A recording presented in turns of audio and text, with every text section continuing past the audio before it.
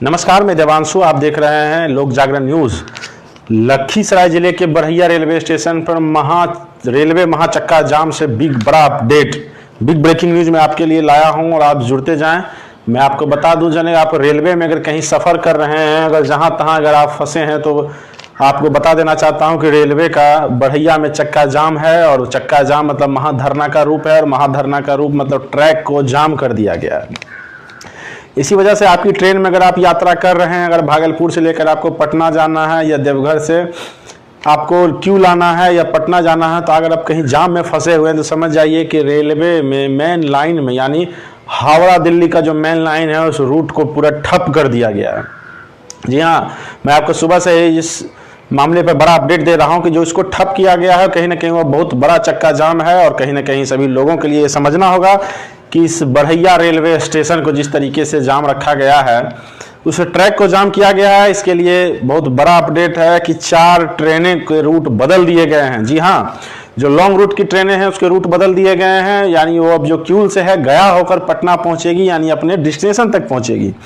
और लगभग 10 बजे से यह रेल बरहिया स्टेशन पर ट्रैक पर धरना शुरू हुआ था और अभी शाम के 5 बजने को चला है और 2 राउंड की वार्ता हुई है। सबसे बड़ी बात मैं आपको बताते चलूं कि जो प्रशासनिक पदाधिकारी हैं रेलवे के, 2 राउंड की वार्ता हुई है। दोनों राउंड की वार्ता असफल हुई। पहले दौर की जो वार्ता चली आंदोलनकारियों से, वह वार्ता चली थी लगभग 12-1 बजे, और आज दूसरी राउंड की वार्ता चली थी 6 बजे, सॉरी ये 3 से 4 बजे, 3 बजे।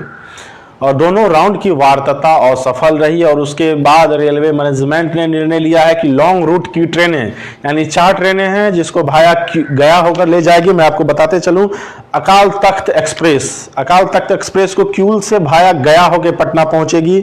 आनंद विहार एक्सप्रेस क्यूल से गया होकर पटना पहुंचेगी। कोलकाता झांसी एक्सप्रेस, जो कि इस रूट की सबसे बड़ी कोलकाता झांसी बहुत बड़ी एक्सप्रेस ट्रेन मानी जाती है, ये भी गया होके पहुंचेगी। टाटा दानापुर एक्सप्रेस ये भी गया होके ही पटना पहुंचेगी।